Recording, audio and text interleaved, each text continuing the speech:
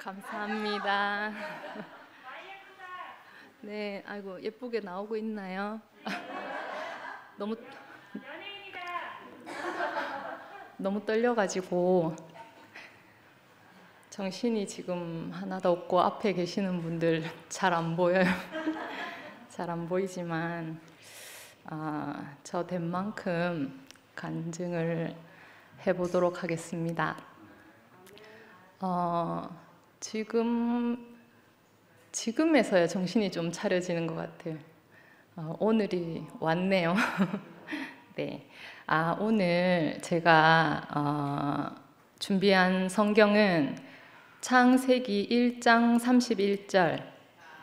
하나님이 지으신 그 모든 것을 보시니 보시기에 심히 좋았더라. 아멘. 제가 이 성경을 가지고 온 이유가 저는 이제 교회도 잘 모르고 성경도 전혀 모르는 사람인데 대구교회 처음 와가지고 이 말씀 들을 때마다 아멘이 안 됐어요. 다른 말씀은 뭐 그런가 보다 이렇게 넘어가지는데 이 말씀은 너무 아멘이 안 되더라고요. 그래가지고 저한테는 숙제 같은 구절이었는데 지금은 이 성경이 제일 은혜가 돼서 오늘 이 성경을 선택했습니다. 저는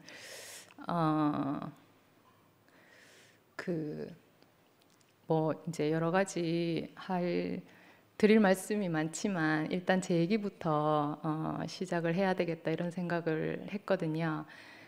저는 어릴 때부터 엄마랑 관계가 별로 안 좋았어요. 그래가지고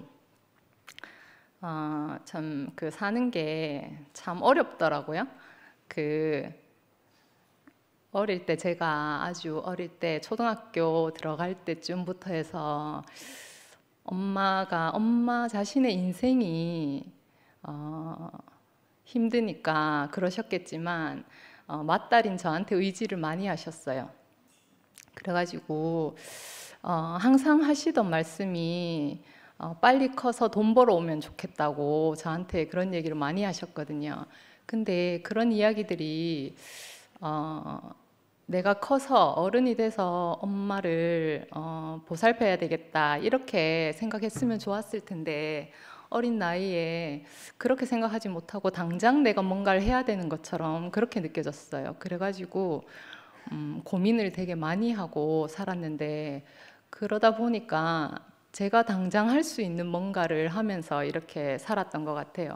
그래가지고 제가 이제 돈을 벌어 오지는 못하니까 돈을 쓰지 말아야 되겠다라는 생각을 했어요. 어린 마음에. 그래서 엄마한테 용돈 달라는 말도 한 번도 해본 적이 없고 뭐 사달라고 조르고 이렇게 떼쓰고 이런 적이 한 번도 없었어요. 그리고 제가 최선으로 할 수 있는 게 밥값을 아껴야 되겠다 이런 생각을 했어요. 그래 내가 밥값을 벌어와야 되는데 이렇게 밥만 축내고 살아도 되나 이런 좀 죄책감이 좀 있었거든요. 그래서 밥을 정말 거의 안 먹다시피 하면서 살았어요. 그래서 근데 사람이 밥을 안 먹을 수는 없잖아요. 겨우겨우 이제 겨우 뭐 이제 허기를 면할 만큼 그렇게 먹고 사는데 입맛이 좋고 밥맛이 좋으면 많이 먹게 되잖아요. 그래서 제가 항상 생각으로 밥 먹을 때 정말 맛없다, 너무 먹기 싫다 이렇게 생각하면서 밥을 먹었어요. 그러니까 진짜 밥이 맛이 없대요. 그래가지고 조금 먹을 수 있더라고요. 근데 엄마는 그런 제 모습을 보면서 항상 불만이셨어요. 기껏 차려주니까 밥을 잘 안 먹는 딸을 보면서 엄마는 늘 저를 혼내셨거든요. 근데 저는 그게 이해가 안 됐어요. 난 엄마를 위해서 지금 밥을 적게 먹고 있는데 왜 엄마는 나를 혼내지? 난 칭찬받고 싶어서 이렇게 하는데 왜 나는 혼날까? 이렇게 이제 생각을 하다 보니까 그런 일들이 많이 있었겠죠. 비단 그것뿐만 아니라 저는 엄마를 위해서 뭔가를 한다고 하는데 엄마는 그걸 마음에 들어 하지 않는 그런 일들이 계속 반복되면서 저는 이제 어떻게 알게 됐냐 하면 저의 행동이 이게 잘하는 행동인지 못하는 행동인지 구분이 잘 안 가는 거예요. 그게 판단이 잘 안 되더라고요. 그래서 내가 뭔가를 한다고 하는 것이 늘 어긋나는 그걸 보면서 아, 나는 항상 잘 못하는 사람이구나, 이렇게 이제 인식을 하게 됐어요. 엄마는 별뜻 없이 이제 그런 이야기를 하셨겠지만 제게는 그게 되게 상처가 됐고, 크면서 어른이 돼서도 내가 어떤 행동을 할 때 이게 잘하는 건지 못하는 건지 항상 망설이고 고민하고 그렇게 살았던 것 같아요. 그러니까 확신이 없이, 나에 대한 확신이 없이 그렇게 살았던 것 같거든요. 그러면서 이제 뭐 이제 청소년기도 지나고 이렇게 하면서 제가 어떻게 버틸 수 있었냐 하면 상상으로 우리 친엄마 아빠가 따로 있을 거라고 생각하면서 살았어요. 분명히 내가 착하게 예쁘게 크고 있으면 나를 찾으러 오실 거다, 이렇게 생각하고 살았어요. 그래서 정신줄 안 놓고 살 수 있었던 것 같아요. 근데 기억이 언제 기억인지는 잘 모르겠는데 제가 이제 너무 외롭기도 하고 힘들기도 하고 내 인생이 너무 사는 게 너무 어렵다는 생각을 어릴 때부터 하다 보니까 사람은 왜 살까, 이런 고민들을 되게 많이 했어요. 그러다 보니까 자연히 안 태어났으면 좋았을 텐데, 이런 생각을 자연히 하게 되더라고요. 그리고 그러다 보니까 사람은 그럼 왜 태어났나? 이렇게 살라고 사람이 태어났나? 막 이런 고민들을 되게 많이 했어요. 그러면서 지금 이제 교회에 와서 이제 보니까 제 근원에 대한 고민들을 많이 했던 것 같아요. 어릴 때부터. 그러다 보니까 뭐 저한테 잘 모르겠어요. 저희 집에는 교회 다니시는 분도 없고 한데 이제 뭐 여름 성경학교, 뭐 크리스마스 이런 이벤트가 있을 때 몇 번 교회를 찾아간 적이 있었던 것 같아요. 그러면 교회에 앉아 있으면 오늘처럼 이렇게 이제 시작하기 전에 찬송을 부르잖아요. 그러면 그 찬송이 너무 가슴에 와닿는 거예요.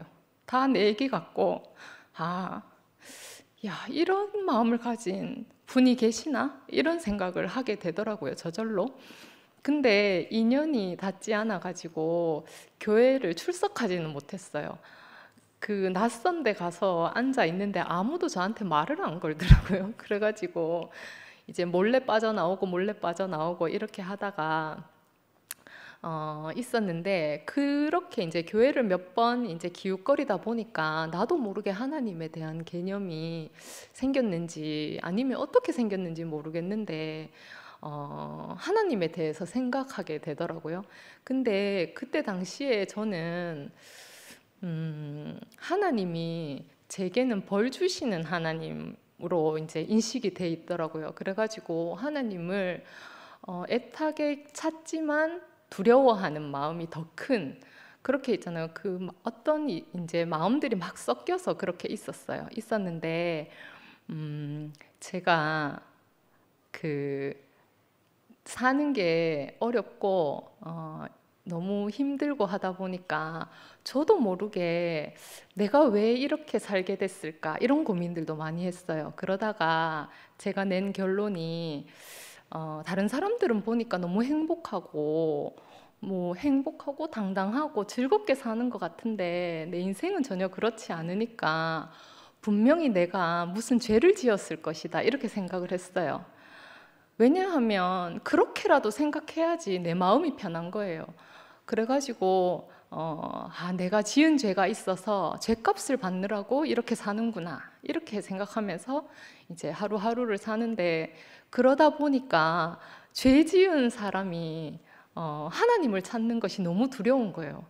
벌 주시는 하나님이니까 내가 하나님 앞에 가면 꼭 벌을 받을 것 같고 뭐 그런 거 뭐 들어본 적도 없지만 왠지 지옥 갈 것 같은 거예요. 그래가지고 늘 저는 하나님 생각하면 너무 붙들고 싶고 너무 매달리고 싶지만 너무 두려운 거예요. 그런 마음들이 계속 공존하면서 살다가 제가 이제 그 아이를 낳고 이제 결혼하고 아이 낳고 이렇게 이제 쭉 살면서 이제 저는 그런 생각을 하게 돼요. 죄 지은 이 인생은 이번 생에는 안 된다. 내가 무슨 죄를 지었는지 모르겠으니까 뭐 풀지도 못하겠고, 그러니까 이번 생은 안 되겠다. 내가 다음 생이 있다면 그때는 내가 행복하게 살면 좋겠다. 이렇게 생각하면서 체념하고 살았던 것 같아요. 근데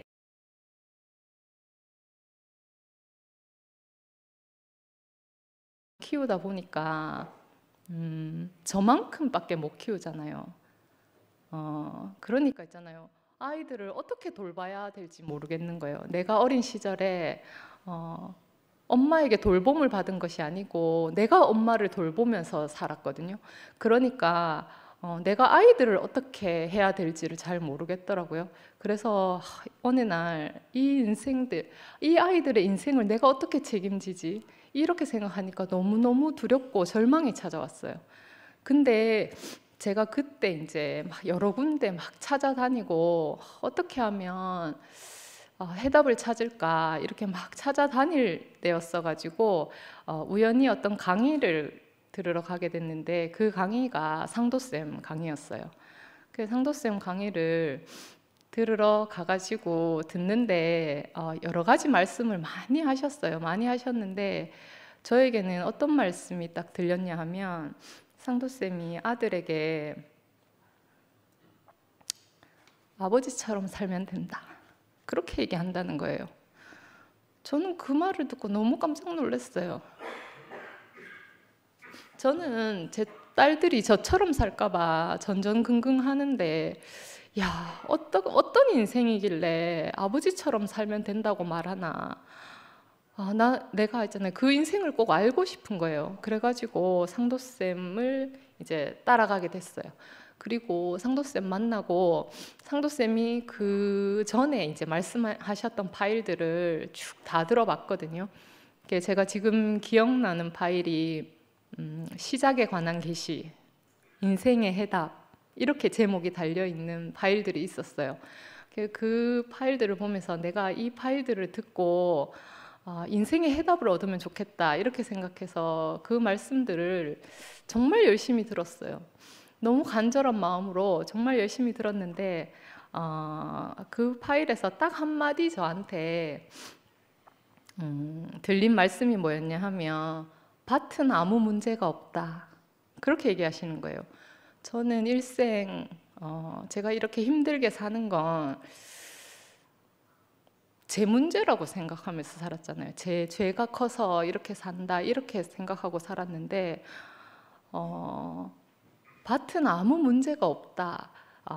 가라지를 뿌리는 원수가 있다 이렇게 얘기하시는 거예요. 그러면서 신실한 농부를 만나기만 하면 아무 문제가 없다 이렇게 얘기하시는 거예요. 제가 그 말씀을 들을 때 이 말씀하시는 분이 신실한 농부시구나 이렇게 보여졌어요. 그래가지고 그 말씀이 참이든 아니든 저한테는 너무 구원이 되는 말씀이었어요. 아무도 지금까지 제가 살면서 여러 단체나 뭐 책이나 강의나 이런 걸 많이 찾아다녔지만 거기서도 제 고민들을 얘기를 많이 했거든요. 많이 해도 아무도 저한테 네 탓이 아니다 이렇게 말하는 사람이 없었어요.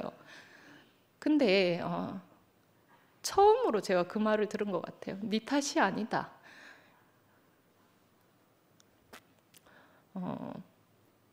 사람이 있잖아요.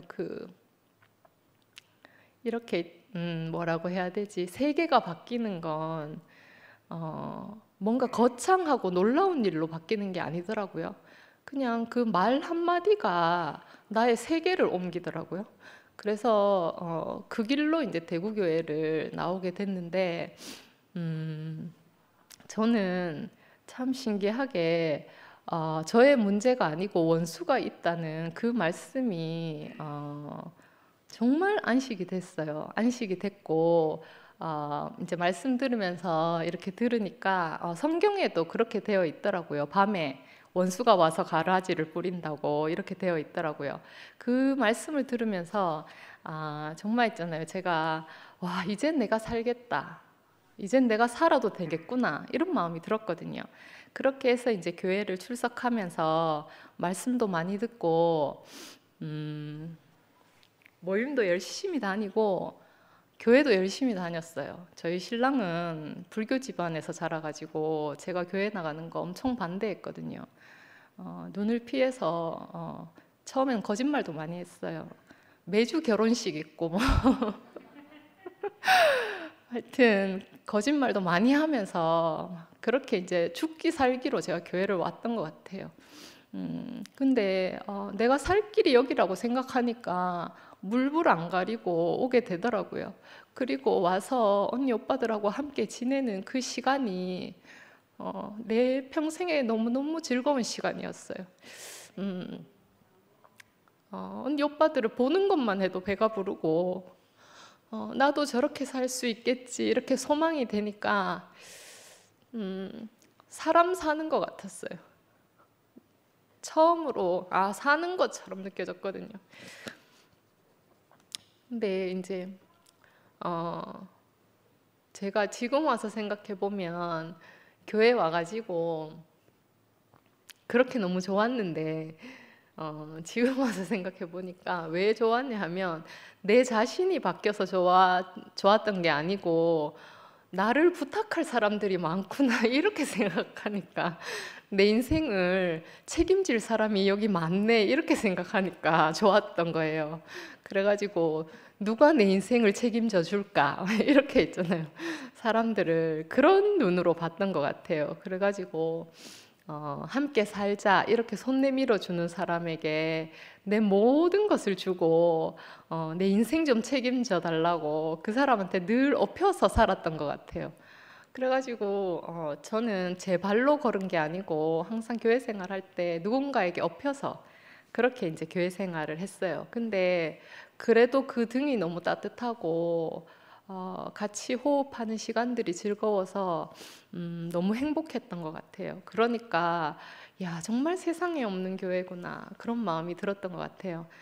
내게 제가 이제 평소에도 늘 그런 마음으로 누군가를 찾아 헤매 다녔을 거 아니에요. 누가 나를 내 인생을 책임져 줄까?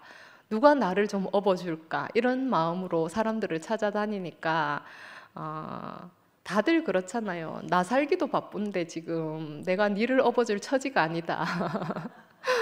이런 이제 관계가 되니까 참 어렵더라고요. 저는 저대로 어렵고 상대는 상대대로 부담스럽고 그런 관계가 이제 늘 이어지다 보니까 결국에는 관계가 끊어지는 그런 이제 관계를 늘 하고 살았는데 교회에서도 마찬가지였어요. 저의 습성이 어디 가지 않더라고요.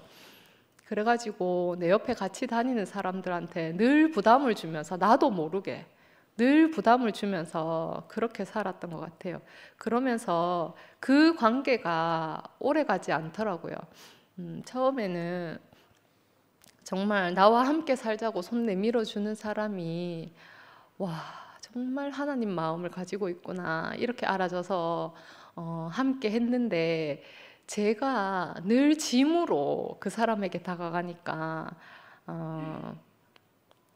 버겁기도 했겠다 이런 생각이 들어요. 그러다 보니까 저도 이제 위축이 되고 관계가 이제 점점 소원해져서 이제 또 관계가 멀어지고 또 다른 사람들하고 만나기도 하고 막 이렇게 반복되는 교회 생활을 했어요.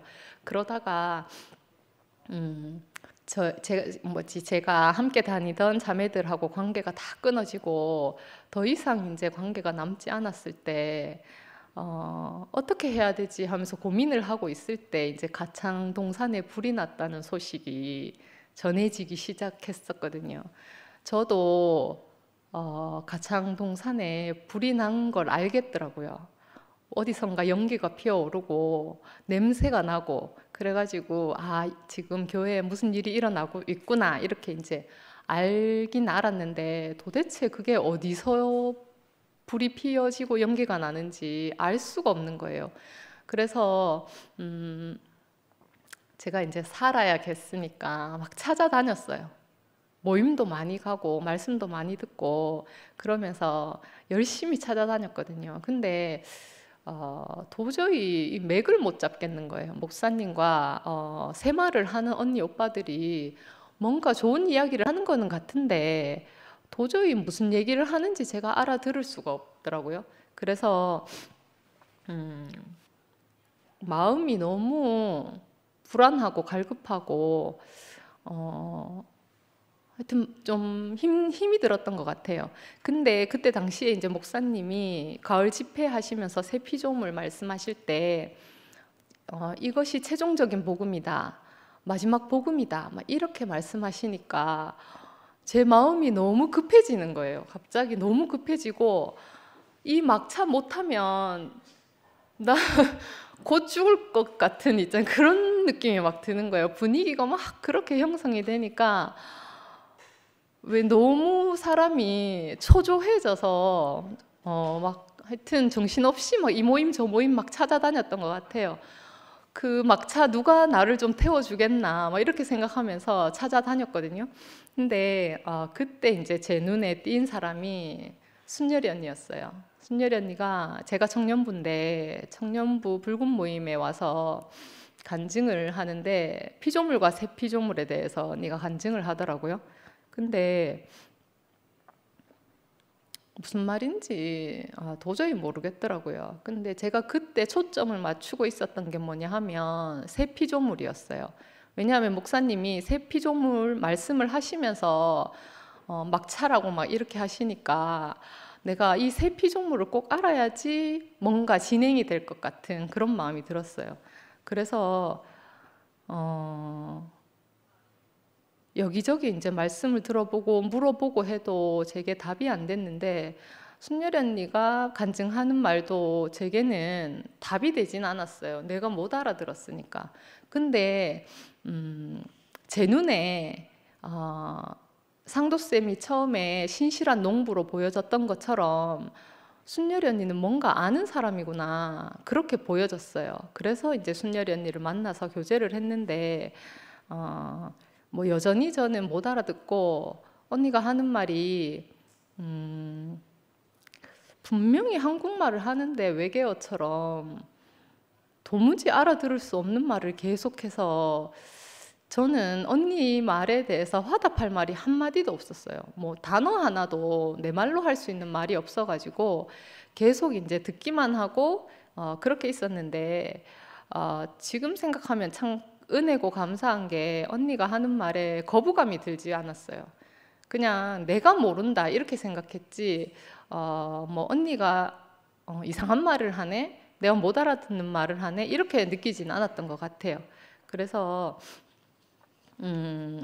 뭐 이제 여러 번 들어볼 수 있었던 것 같아요. 제가 언니한테 10번만 만나보자 이렇게 얘기를 했었거든요. 왜냐하면 제가 너무 갈급하고 초조하니까 누구라도 붙들고 싶은데 그래도 내 손에 붙잡힌 사람이니까 내가 여기선 꼭 알아야 되겠다 이런 생각을 했던 것 같아요. 그래가지고 언니한테 이제 그렇게 프로포즈를 하고 데이트를 했어요.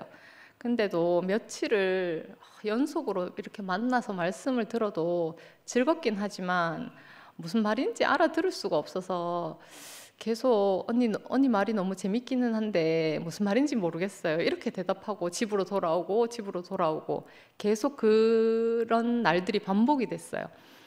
그러다가 어느 날 언니가 늘 하는 말이 그거잖아요. 주구장창 죽음 얘기하고 또 하는 말이 막 사탄을 멸했다 하고 막 이런 말들을 계속 하잖아요.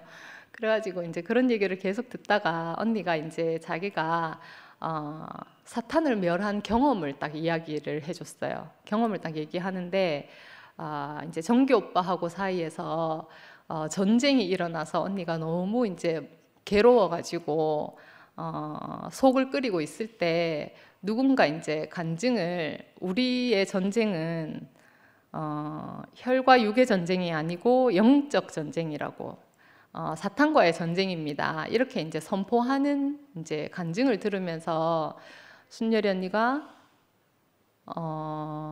그렇지, 내가 지금 이렇게 화가 나고 속이 끓는 것은 정기 형제 때문이 아니고 내 안의 생각 때문이지, 저 사람을 판단하는 생각 때문이지 이렇게 이제 언니가 알아차리고 그 죽음, 아니 그 생각을 이길 수 있는 무기가 내게 있지 이러면서 그 생각을 물리쳤다는 거예요.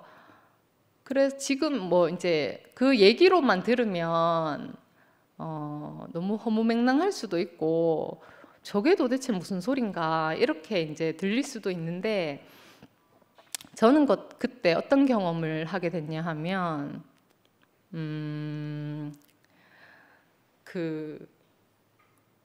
제가 여기 성경 구절이랑 뭐 할 거라고 준비 다 해왔는데 그 얘기 안 하고 지금 딴 얘기를 하고 있네요. 제가 어떻게 경험이 됐냐 하면 저는 B형이거든요. B형인데 어떤 이야기를 들으면 한 번씩 그게 사진처럼 찍힐 때가 있어요. 근데 순열이 언니가 그 영적 전쟁에 대한 이야기를 하는데 그 장면이 제게 사진처럼 딱 보여지는 거예요. 더 구체적으로 얘기하면 동영상처럼 제게 딱 보여지는 거예요. 어떻게 보여지냐 하면 저도 그때는 생각이 너무 많고 막 머리가 너무 복잡하고 막 사망에 빠져 있을 때라 가지고 제 머릿속이 지금 캄캄하고 막 꽉 차 있을 때였는데 언니가 그 단순한 말을 했어요. 자기가 생각으로 사탄을 멸했다. 내게 죽음이 있어서 죽음은 사탄이 오지 못한다. 그래서 생각을 멸했다. 이렇게 말하는 거를 내가 며칠 동안 들어도 한 번도 알아듣지 못했는데 그날은 제가 제 안에 있는 것과 딱 맞물려 가지고 언니가 그 말을 하는데 갑자기 제 머릿속이 환해지는 거예요. 언니가 사탄이 물러갔다 이렇게 얘기하는데 저도 갑자기 머릿속에 생각이 확 달아나더라고요.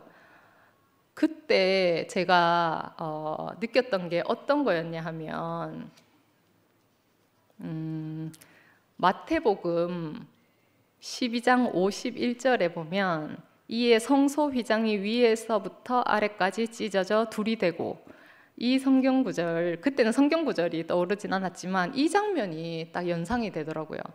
휘장이 내 눈앞에 휘장이 쳐져 있었는데 하늘에서부터 아래로 찢어져서 둘이 되는 것처럼 암막 커튼이 깜깜하게 쳐져 있다가 활짝 열어지는 것처럼 그렇게 보여졌어요. 그러면서 제가 어떤 게 알아졌냐 하면 하나님과 나 사이에 가려져 있던 휘장이 찢어졌구나 이렇게 알아졌어요. 그게 저는 항상 나를 도와주고 나를 붙들어줄 하나님이 계시면 좋겠다 이런 생각을 하면서 살았지만 하나님에 대한 존재를 알지 못했거든요. 뭐 이제 들어본 적도 없고 공부해 본 적도 없어서 하나님에 대한 존재를 전혀 알지 못하고 살았는데 그 순간에 하나님이 계시는구나 이렇게 알아지더라고요. 그것은 뭐 왜 그렇게 알아졌는지 모르겠는데 야 하나님이 정말 계셨구나 이렇게 알아졌고 또 한편으로는 순열이 언니가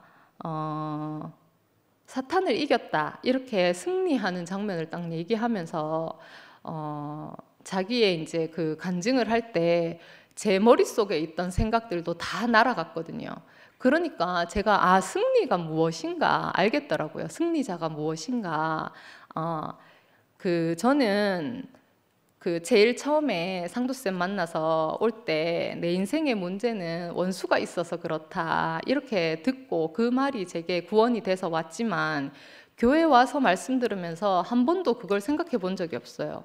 늘 내가 말씀을 잘 못 알아들어서 아직 힘들구나 이렇게 생각하거나 아니면 내가 열심히 하지 않아서 그렇다 이렇게 생각했지 원수가 있어서 그렇다 이렇게 생각을 못하고 교회 생활을 몇 년 동안 했던 것 같아요. 근데 순열이 언니가 자기가 승리하는 장면을 딱 얘기할 때 승리는 적이 있어야 승리를 하는 거잖아요.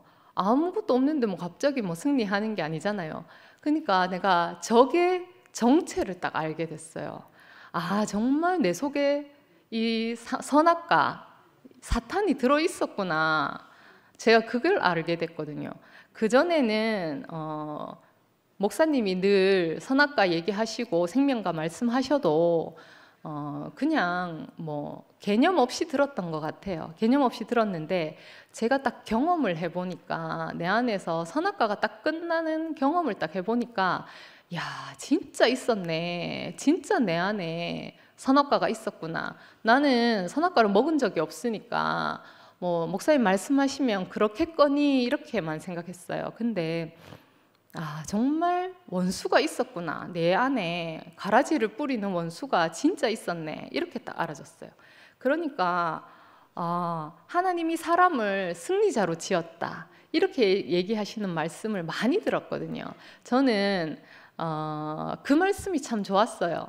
승리자로 지었다. 그 말씀을 참 좋아했기 때문에 목사님이 그 말씀 하실 때마다 너무 기뻐서 원래 자기가 좋아하는 말씀이나 뭐 경험한 말씀은 잘 들리잖아요.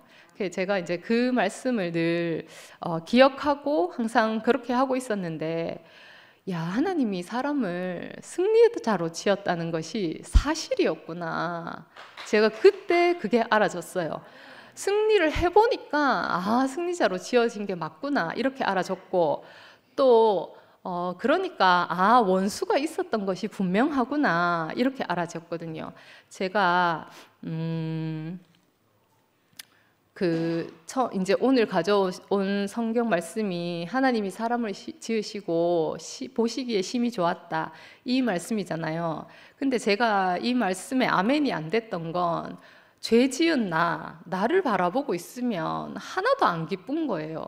이 죄인이 기쁠 일이 뭐가 있겠어요. 그래서 이 말씀 들을 때마다 언니 오빠들은 제가 보기에도 심히 아름다워요. 심히 보기 좋아요. 하나님 보시기에는 정말 그러시겠죠. 하지만 저는 아닙니다. 저는 그렇지 않습니다. 늘 이렇게 생각했거든요. 근데 언니 오빠들을 심히 아름다운 사람으로 제가 봤듯이 예수님도 그런 분으로 저도 인식하고 있었어요. 그리고 하나님이 예수님을 지었다 이렇게 하면 제가 이해가 되고 아멘이 돼요. 그래서 근데 하나님이 나를 지었다 이렇게 생각하면 진짜 아닌 것 같아요. 내가 보기 심히 좋지 않으니까 하나님이 나는 지은 게 아닌 것 같다 막 이렇게 생각하면서 살았거든요. 근데 제가 이 휘장이 딱 갈라지는 경험을 하고 나서 어떤 게 알아졌냐 하면 하나님이 예수님을 아들로 지으신 것처럼 하나님이 예수님을 아들로 지었고 승리자로 지으신 것은 아멘입니다. 아멘이고 또 순열이 언니가 보니까 승리하더라고요. 그러니까 순열이 언니도 하나님이 지었구나 이렇게 알아졌어요. 근데 순열이 언니가 승리한 얘기를 들으면서 저도 방금 승리를 했잖아요. 그럼 나도 하나님이 지으셨네? 이렇게 알아졌어요. 예수님을 하나님이 지었다 이렇게 했을 때는 제가 아멘이 됐지만 제가 하나님이 지었다 이렇게 얘기할 때는 아멘이 안 됐다 했잖아요. 근데 내가 보기에 나랑 하나도 다르지 않은 순열이 언니가 하나님이 지은 사람이면 당연히 나도 하나님이 지은 사람이구나 이렇게 알아졌거든요. 그러면서 제가 그때 알아진 게 뭐냐 하면 이것이 중매구나 이렇게 알아졌어요. 저는 뭐 늘 목사님이 뭐 그리스도께로 중매한다 아니면 뭐 하나님의 배필이다 뭐 이런 말씀들 늘 하셨지만 저는 늘 저를 열외시키는 사람이었거든요. 그런데 그 순간에 제가 나도 하나님이 지은 사람이고 승리자고 배필이구나 이렇게 알아졌어요. 그게 저한테는 정말 구원의 말씀이었거든요. 그리고 순열이 언니가 늘 하는 제가 이제 그때 승리자를 경험하고 그리고 사탄의 존재를 내 안에 있는 선악과 이 존재를 확인하고 나서야 언니가 말하는 육체의 죽음이 무슨 말인지 이해가 됐어요. 그전에는 도저히 내가 언니가 하는 말을 알아들을 수가 없었거든요. 뭐지 영화 오빠가 말씀하셨지 싶은데 죽음과 부활에 대한 얘기를 부활에 대해서 누가 말씀하시더라고요. 근데 제가 있잖아요. 그때 제 경험으로 얘기하면 저는 죽음보다는 부활을 먼저 봤던 것 같아요. 부활을 먼저 경험하고 그리고 나서 하나님과 나 사이에 가로막고 있던 이 휘장이 찢어지고 나니까 그제서야 하나님께서 사람에게 왜 육체의 죽음을 두셨는지 그때서야 이해가 됐어요. 저는 그전에는 뭐 이제 못 알아들었죠. 제가 그 요즘은 성경을 좀 보고 있는데 여기 이제 그 누가복음 10장 19절에 보면 이런 내용이 있어요. 내가 너희에게 뱀과 전갈을 밟으며 원수의 모든 능력을 제어할 권능을 주었으니 너희를 해칠 자가 결코 없느니라. 이런 구절이 있거든요. 제가 우연히 이제 발견하게 됐는데 이것을 이제 알게 됐어요. 왜냐하면 제가 이제 이제 휘장이 찢어지는 그 경험을 했다고 했잖아요. 그 휘장이 찢어지는 경험을 딱 하고 나서 제 안에 딱 들어오는 인식이 뭐였냐 하면 이제 우주 질서가 바로 잡히는구나. 그게 알아졌어요. 그전에는 늘 하나님, 천사, 만물, 나 이 순서로 있었거든요. 그래서 제가 늘 이제 천사뿐만 아니라 만물의 종으로 그렇게 살았는데 이 휘장이 딱 찢어지고 하나님과 내가 딱 만나지니까 즉시 제가 하나님 아들이라는 것이 시인이 되는 거예요. 그러니까 우주 질서가 바로 잡힌다는 걸 딱 알겠더라고요.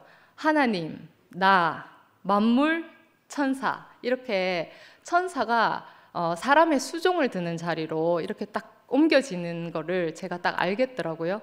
그러면서 이제 순열이 언니가 늘 막 사탄을 멸한다 하고 막 이렇게 얘기하는 거를 저는 어떻게 표현하냐 하면 다스린다고 표현해요. 그 창세기에 보면 땅을 정복하고 지배하고 다스리라 이렇게 이제 표현이 되어 있잖아요. 그러니까 내 안에 있는 선악과는 사실 사탄도 마찬가지고 멸해지는 존재는 아니잖아요.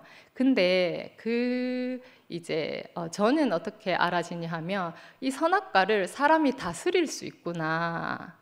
지배하고 정복하고 다스릴 수 있구나. 이렇게 알아져요. 그전에는 선악과에 제가 늘 졌죠.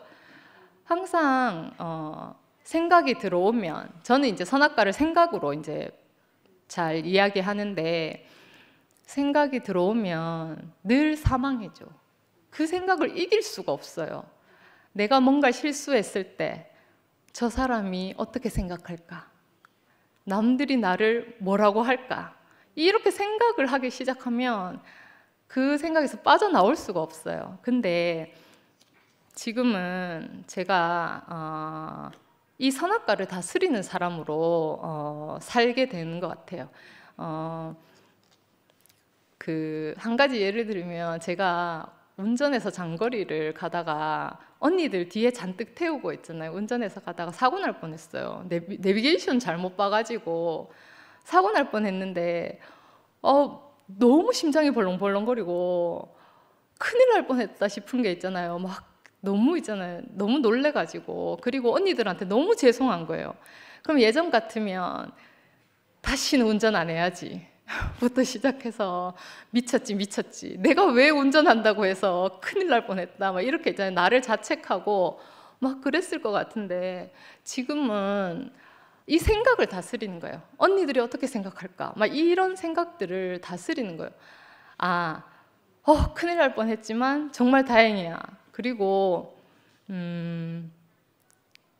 앞으로는 조심해서 운전해야지.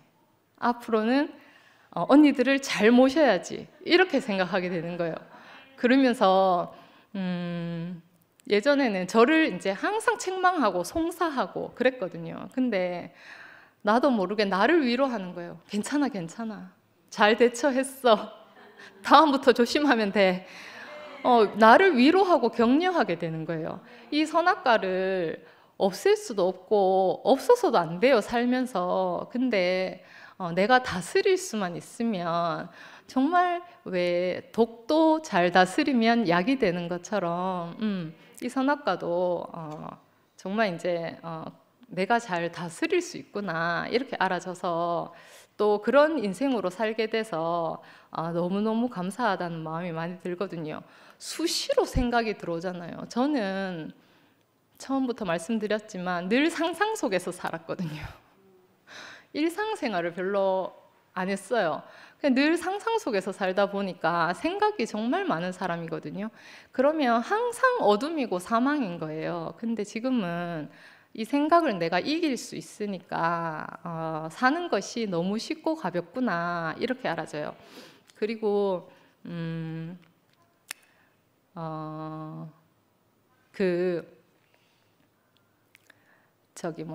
제가 이 십자가, 예수님의 십자가에서 죽으신 이 사건이 저한테는 뭐 이방인이다 보니까 뭐 당연한 일이지, 사람이 십자가에 못 박히면 죽는 것이 당연한데 그게 뭐 특별한 일인가 이렇게 생각하면서 목사님 말씀을 많이 들었거든요. 근데 지금은 예수님이 십자가에서 죽으신 것이 내 인생 최대의 축복이구나 이렇게 알아져요. 그게 정말 그 예수님이 저와 있잖아요, 연관 지을 수 있는 부분은 그 부분밖에 없는 거예요. 제가 예수님의 삶에서 어떻게 있잖아요, 1%라도 뭐 같은 부분이 있겠어요. 저는 정말 아무것도 아닌 사람이고 보잘것없는 사람인데 어떻게 예수님의 인생, 삶과 비교하겠어요. 근데 예수님의 죽으심 안에서 저를 발견하는 건 너무 쉽더라고요. 왜냐하면 제게도 죽음이 있으니까. 저도 뭐 그럴 일은 없겠지만 십자가에 못 박히면 죽을 거 아니에요. 그러니까 그 자리에서는 정말 예수님과 내가 하나로 만나지는구나 이렇게 알아져서 예수님의 죽으심이 제게는 가장 큰 축복이거든요. 그 자리에서 근데 모든 인생의 문제가 다 풀어지더라고요. 너무너무 신기하게 하나님의 대책은 진짜 왜 사람이 거듭나야 한다 이런 이야기 많이 들었어요. 근데 거듭나고 나서도 뭔가 어떤 과정들이 있어야 된다면 참 갈 길이 멀고 험난할 텐데, 저 같은 경우에는 예수 십자가 죽으심 안에서 제 죽음으로 하나로 딱 만나진 후에 제 인생의 모든 문제가 해결이 됐어요. 왜냐하면 제 인생의 문제는 그리스도 없는 것, 그거 하나밖에 없었거든요. 근데 거기에서 예수님을 만났으니까 제 인생의 모든 문제가 해결되는 건 너무너무 당연한 일이잖아요. 그래서 저는 그 죽음 있잖아요, 제게 있는 이 죽음, 이거를 다른 말로 어떻게 표현하냐 하면, 우리가 뭐 늘 일상적으로 말하는 말이에요. 돌아가셨다, 우리가 이렇게 이야기하잖아요. 그러니까 이 죽음은 하나님께로 돌아가는 것이구나 이렇게 이해가 돼요. 그리고 그것만이 사실이구나, 나머지 내가 알고 있는 모든 것은 생각이구나 이렇게 이제 정리가 되었거든요. 그러면서 레위기 25장 13절에 보면 이 희년에는 너희가 각기 자기의 소유지로 돌아갈지라, 이런 이제 성경 구절이 있어요. 이 말씀이 제게는 어떻게 알아졌냐 하면, 자기의 소유지, 저라는 사람은 누구의 소유냐 하면 하나님의 소유거든요. 근데 희년에는 저의 소유지 하나님께로 돌아가는 거래요. 희년에는 그 돌아간다는 거는 제가 죽음이라고 방금 말했잖아요. 그래서 저는 어떻게 알아졌냐 하면, 내가 너무 두려워하고 싫어하던 이 죽음이 사실은 희년이구나, 하나님께로 돌아가는 그 희년이구나 이렇게 알아졌어요.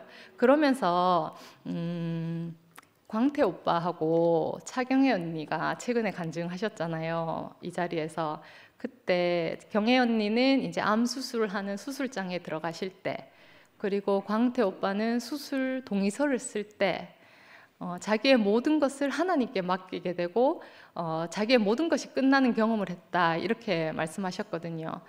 그 말씀을 들으면서 정말 아멘이 됐어요. 우리는 사람은 하나님을 만날 수 있는 경로가 많아요. 많기는 성경에서 만날 수도 있고 어떤 사람을 통해서 만날 수도 있고 경로가 많긴 하지만 모든 사람이 다 성경에서 만나고 어떤 사람을 통해서 만날 수 있는 건 아닌 것 같아요. 저는 그랬거든요.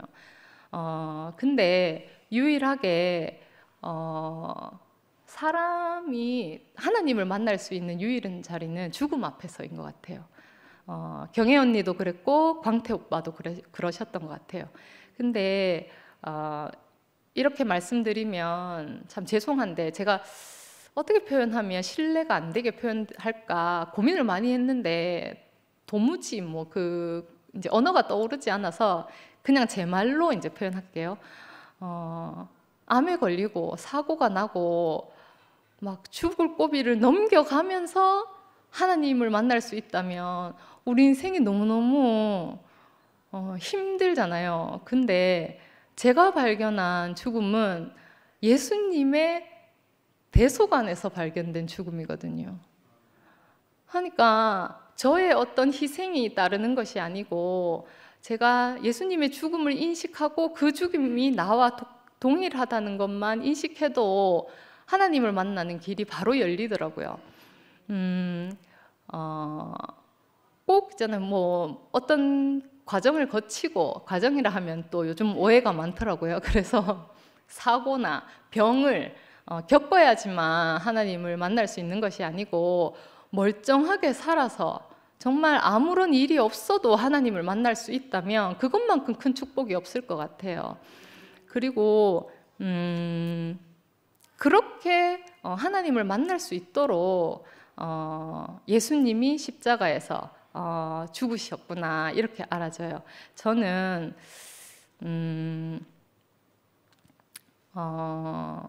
예수님의 그 십자가 죽음에서 희년을 맞이하고 보니까 정말 내 인생에 부족함이 없구나. 정말 하나님께서 나를 지으실 때부터 아무런 부족함이 없도록 지으셨구나, 이렇게 알아져요. 그래서 그 하나님이 보시기에 심히 좋았더라, 그 말씀에 저도 깊이 아멘이 되더라고요.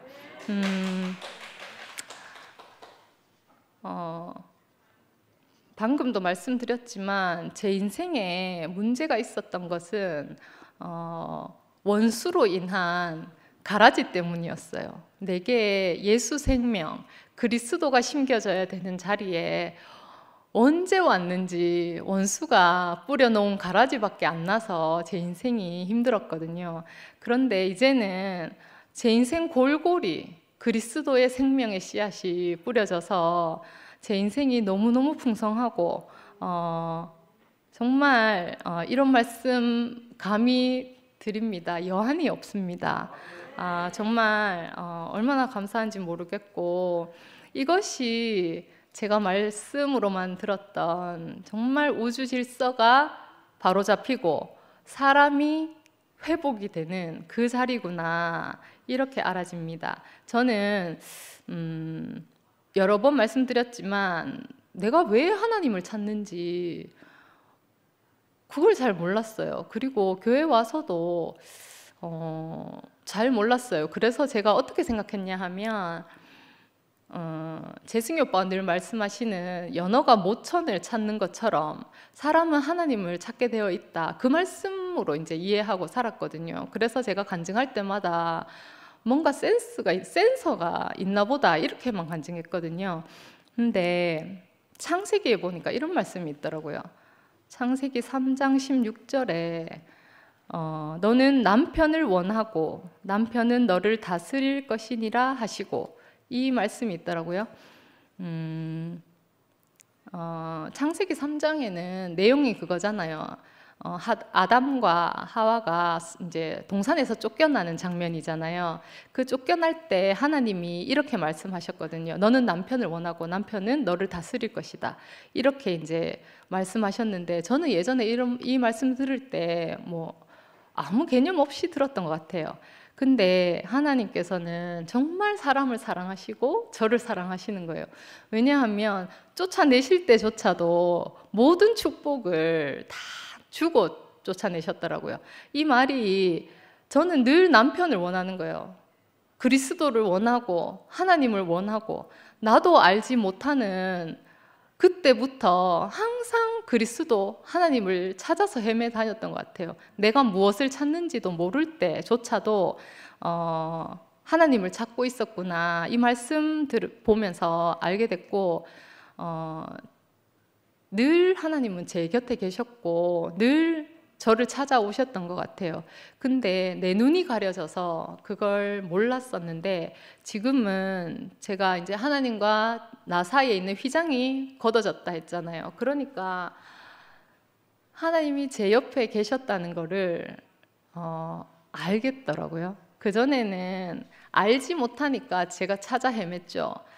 근데 지금은 내가 알든지 모르든지 늘 나와 함께 하셨구나 이렇게 알아져서 너무너무 감사하고 마지막으로 히브리서의 1장 3절에 보면 이는 하나님의 영광의 강체시요 그 본체의 형상이라 이런 구절이 있거든요. 저는 이 말씀 들으면서 하여튼 별 생각이 없었던 것 같아요. 근데 지금은 내가 하나님 본체의 형상이구나 이렇게 깊이 알아집니다. 제 인생이 이렇게 구원을 얻게 될 줄은 상상도 하지 못했고 내 인생이 이렇게 축복받은 인생인지 전혀 몰랐어요. 늘 저주받은 인생인 줄 알고 살았는데 내게 모든 축복을 주셨구나 이렇게 알아져서 너무너무 감사하고 그리스도 예수 안에서 그 죽으심 안에서 발견된 내 인생이 너무 자랑스럽고 너무 감사합니다. 과연 우리 하나님은 하나님이시구나 그렇게 알아지고 이제는 제가 입만 열면 하나님 찬양하는 거 아니고는 할 말이 없고 이것만큼 즐거운 것이 없는 것 같습니다. 너무너무 감사합니다. 주님을 찬양합니다. 준비한 대로 얘기를 못해서 좀 횡설수설했지만 잘 들어주셔서 너무 감사하고 제가 기도 대신에 기도를 할 줄을 몰라가지고 기도 대신에 좋아하는 성경 구절 조금 준비했거든요. 읽고 마치도록 하겠습니다. 히브리서 2장이고요. 14절부터 18절까지입니다. 자녀들은 혈과 육에 속하였음에 그도 또한 같은 모양으로 혈과 육을 함께 지니심은 죽음을 통하여 죽음의 세력을 잡은 자 곧 마귀를 멸하시며 또 죽기를 무서워함으로 한평생 매어 종노릇하는 모든 자들을 놓아주려 하심이니 이는 확실히 천사들을 붙들어 주려 하심이 아니요 오직 아브라함의 자손을 붙들어 주려 하심이라. 그러므로 그가 범사의 형제들과 같이 되심이 마땅하도다. 이는 하나님의 일에 자비하고 신실한 대제사장이 되어 백성의 죄를 속량하려 하심이라. 그가 시험을 받아 고난을 당하셨은즉 시험 받은 자들을 능히 도우실 수 있느니라.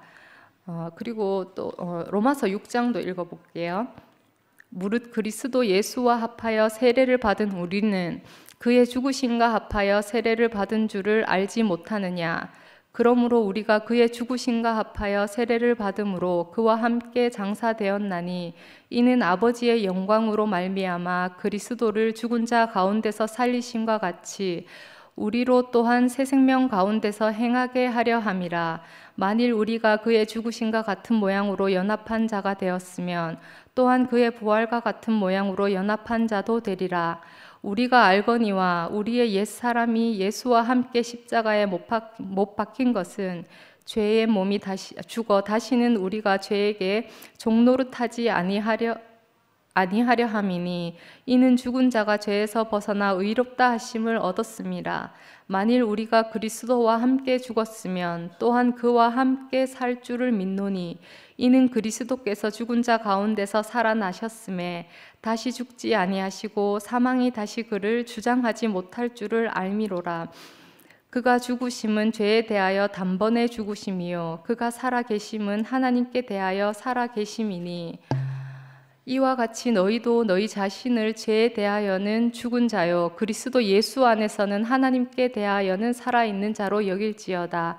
그러므로 너희는 죄가 너희 죽을 몸을 지배하지 못하게 하여 몸의 사욕에 순종하지 말고 또한 너희 지체를 불의의 무기로 죄에게 내어주지 말고 오직 너희 자신을 죽은 자 가운데서 다시 살아난 자 같이 하나님께 드리며 너희 지체를 의의 무기로 하나님께 드리라.